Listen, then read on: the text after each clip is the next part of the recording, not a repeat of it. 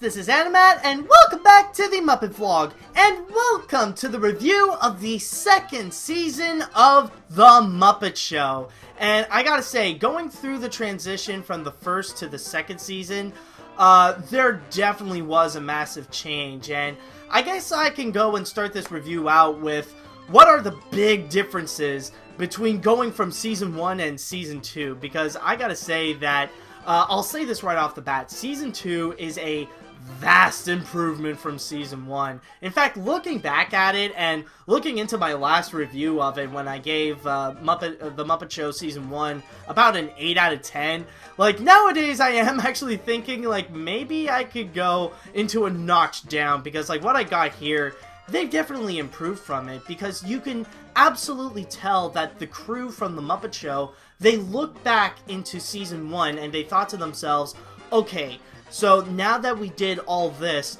let's see how we can step up ourselves. Let's see what we can do to improve. Like, what is it that we did right, and we'll deliver more of that, and what is it that we didn't really do good, and we'll give less of that. Now, I'm not saying that everything wrong with it went away, but they definitely offered less of what didn't work, and they offered a lot more of what worked. But let me start off with the initial changes that happened in The Muppet Show, and most importantly, it is the opening. Now, if you guys have seen the intro, like how The Muppet Show started in Season 1, it is vastly different than what you pretty much are more familiar with, the more famous one that we would frequently go see. In the first one, like, they have, like, a few showgirls, and they have, like, a few men just singing the theme song. And then what happens in the middle is that you would have Fozzie Bear telling a bad joke, and then it follows with Kermit introducing, or, like, properly introducing the guest star, saying, "To introduce our guest star, that's what I'm here to do." What happened when they jump into Season 2, it is completely different. They did shorten the song, like, they pretty much went and shortened the Muppet Show theme song a bit, taking away that Fozzie and Kermit element, and they pretty much made it a lot more grand. It is a lot more to what you are familiar with, where you start off with the big monsters coming out, and then you would see from the, like, this is pretty much the season that introduced, like, the well-known art, like, formally used the well-known arches throughout the entire intro. And what happened is that, like, you see all the women Muppets coming out, and then, like, all the men Muppets, like, they would come out. And, you know, this is actually really interesting. And even before that, like, the way that they properly introduced the special guest star is that right off the bat, when the show would start, you would actually see Scooter coming in, and they would say, like, Don Knotts, 15 seconds to Kernan, Mr. Knotts. And then, like, you would see a little gag involving the special guest star. So that's pretty much our proper introduction to not only, like, how the special guest star is going to be in the show, but also the overall tone of how the episode is going to be. So this is definitely an improvement just by the intro alone there. What is interesting, however, is that they also have gotten rid of a few more Muppets, actually. There are some that, like, they did introduce here, but they've also taken out a lot of them as well. The most notable ones that they have removed is that they completely took away Hilda. Like, in Season 1, she was the costume lady, but now she's pretty much gone. She's no longer in the show. And as for George the janitor, like, you would sometimes see him there, but he's no longer George the janitor. He's now just used as an extra Muppet. So pretty much his character is kind of gone. And as for some of the sketches, there are a few that they did introduce. Like, Pigs in Space is probably the brand new one that they've prominently displayed in here. Maybe they did a few of those in Season 1, but this is one where they definitely made it featured, and, like, they made proper use of characters such as Link Hogfrob and Dr. Julius Strangepork. While at the same time, like, there are some other sketches as well, like, the At the Dance sequence in Season 1, it had to be there all the time. At the Dance had to be in every single episode. But in Season 2, on the other hand, they actually reduced it. They actually used a lot less of it. And it's more like a rare treat that you would get in At the Dance sequence. And not only that, one thing I will say about those sketches is that they're actually a lot funnier than they were in Season 1. Season 1 had to use a lot of bad jokes for that, but in here, like, they actually stick to a theme for At the Dance, and, like, now it prominently shows, and some of the jokes that came out of it are actually funny. Like, they do actually make it a bit more enjoyable. And one cool thing that they did with At the Dance on top of that is that there are some musical numbers that it starts out with At the Dance, but with a different tone. There was at one point that Kermit and Miss Piggy would sing a song, and then there was also another moment when Gonzo would sing a song. So at least they would take something like At the Dance and they would pretty much transform it into not only like a small staple of the Muppet Show, but kind of like transform it in a way to do other stuff as well, which is pretty awesome. Now, of course, they do have other things as well, like of course, the Swedish Chef is always great, always a good highlight of each episode. Veterinarian's Hospital, I will admit, it is one of the weaker ones. Like, they do often use it from time to time, but you know, like, it is a Muppet staple. But the one sketch I will say that I am so glad that they completely removed, like, it was one of the worst things that ever came out of Season 1, is that you would always have these houses, and they would only make these dumb buildings and house jokes. They knew it was a piece of crap. They knew that was a garbage sketch. It was not funny. So they completely removed it from Season 2, and that is definitely great. And now going into what actually made Season 2 like really good, what really makes that one stand out, is that with Season 2, like, now they know what to do with the characters. You can definitely tell that they have a better idea of who these characters are, more so than with Season 1. You can definitely tell how in the first season they're really experimenting with some of the characters, especially with Gonzo. But in here, now you can truly tell who Gonzo is. Like, this is the one where, like, Gonzo truly comes out of his mold, and, like, you can actually learn a lot from him. Like, you can actually see, like, where his interests would come from. Like, these over-the-top daredevil stunts. Also trying to mix in art at the same time, but also his fascination with chickens. How, like, somehow he has this love for chickens. That's where it actually originated. So it definitely was a massive development for someone like Gonzo there. But not only that, but you can even tell how some of the performers are more comfortable with the other characters. Not just with Kermit, but you can definitely tell with Miss Piggy and Fozzie Bear, where you could definitely tell, like, not only they've given them more developed personalities, but you can tell that they're a lot more comfortable. They know who these characters are, and they can definitely move forward from it. This is pretty much the episode where they have a lot more confidence with it. On top of that, like, and it's not just them, but they've also they've given out more development for characters such as Scooter, and we actually see his uncle that owns the theater, J.P. Gross. So now they have expanded that joke into something far greater than just a little excuse for Scooter to do whatever he wants. So that definitely is a vast improvement. And you can definitely tell, like, not just story-wise, but character-wise, they've definitely grown to help out these characters. And also, another element I will say that definitely is strong in here is sometimes the use of the special guest stars. When they know how to use their guest stars, they know how to use them very well. Often you could tell that they know how to use their talents absolutely. And on top of that, they actually brought in some guest stars that were not only huge back in the time when the show was aired, but also they're still popular to this day. Like, there are still some well-known ones. Looking into some of the lists, like, to this day, people still know names like Steve Martin, Elton John, Julie Andrews, and John Cleese. But not only that, like, they even have some popular names, like, even though they're not as huge as they used to be when the show aired, like, they're still pretty much prominent names. Like, they're still well known.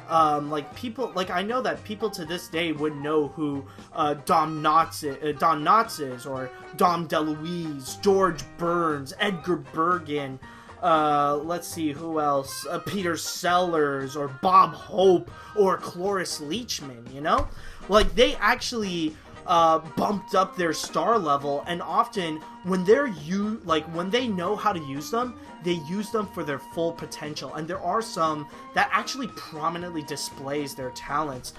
Some of these examples would include Elton John, also John Cleese, and Edgar Bergen. Like, they know how to pretty much show who these, like, who they are, show them what their talent is, and, like, it's very prominently displayed. You could see who they are right there.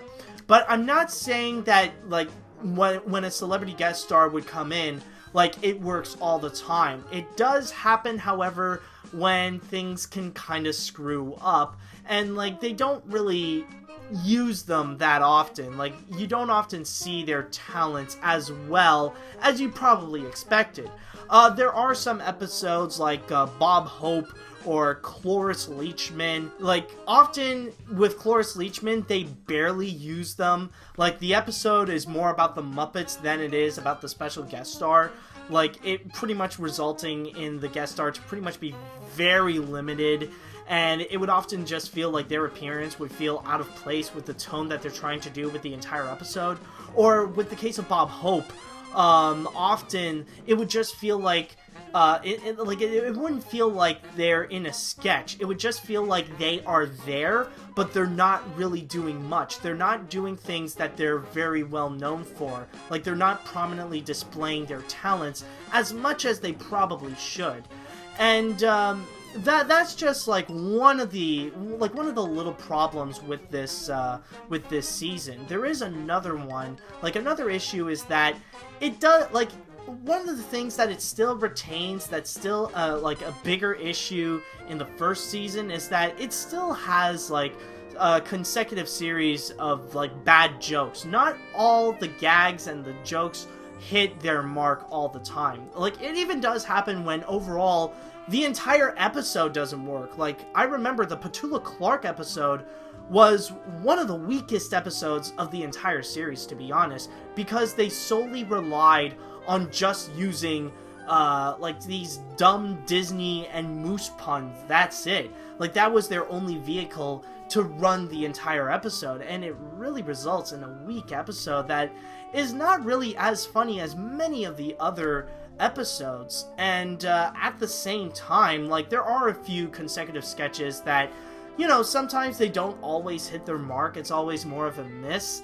Like, you know, like I said before, Veterinarian's Hospital, and there are a few other stuff that they don't always hit their mark all the time, like At the Dance or Pigs in Space, and sometimes, like, there are a few sketches that they don't always work, but still, like, even with that, there are still many great sketches, you know. We still have other ones that really do work, and they really do make up for, like, some of the slack, you know. They help pick things up, and there are some aspects that are still worth remembering, even in some of the weaker episodes. You know, they would still have the Muppet News Flash. They still have the Swedish Chef, and even Muppet Labs was actually a sketch that they vastly improved, because this is the one that they introduced Beaker.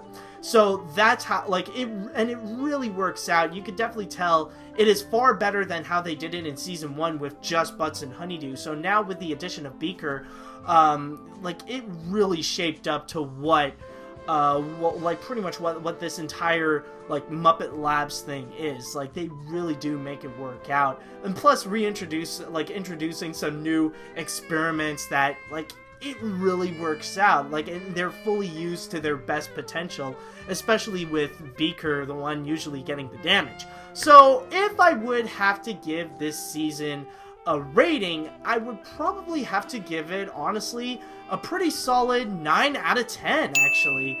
Like, maybe 8 out of 10 or 9 out of 10, depending on how the other seasons will go. Like, if Season 3, Season 4, and Season 5 are actually a lot better, I might reduce it to an 8 out of 10. But for now, I'm just gonna give it a 9 out of 10. It is still a lot of fun. Like, sure, there are some weak elements to it, and there are sometimes some weak episodes, but overall, it's definitely strong, definitely a lot of fun. The gags are stronger, some of the stories are stronger, the characters are fantastic, and you can tell how they're pretty much shaped up to be who we know them today.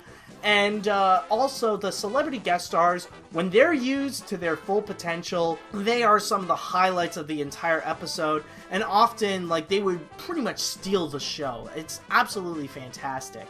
And if I would have to make some recommendations, like, if there are some from this season that I highly recommend that you go check it out, some of these that I highly tell you to go check out, these would include JP Morgan, Peter Sellers, Elton John. Probably out of all of them, Elton John could probably be one of the highlights of the entire season. John Cleese is a hilarious one. Milton Berle is actually another great one, and also Steve Martin is one that truly does stand out. It really was unique, and actually that is one thing that I will say, is that with the stories, they definitely do explore a lot more with what they could do. Sometimes there are some moments like the Cloris Leachman episode where the entire show was dominated by pigs, or with the Steve Martin episode, like, they pretty much, there was no show, and the rest was just, like, auditions with some of the little sketches that technically would not make it in a regular Muppet Show episode.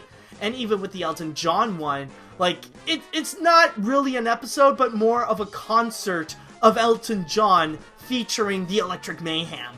You know, it's just like, it has a lot of these standout moments, and it really is a lot of fun, and I highly recommend you go check some of these out. Definitely a great season, definitely a vast improvement from the first season, and that's pretty much what like, normally, not just with like TV shows like this, but even with movies in general, when they would make when they make sequels or they make follow-ups, that's pretty much the number one thing I'm looking for, and one thing that, like, I want them to be, kind of like the Muppet Show Season 2, where they look into what they've done in the first place, like, they examine it and try to give more of what they did right and give less of what they did wrong. So overall, very strong, and I'm really happy with it. So anyways, that is pretty much it with my review of Season 2 of The Muppet Show, and I just want to say thank you guys so much for watching and going through the entire season with me. So, with all that said, now that they have improved and they fully formed who they are with the Muppets, do you think that maybe, is there going to be more things that they can improve on once Season 3 comes in, or is there a way that they can level themselves up with it? We'll only know for next time, so until then, see you later, dudes!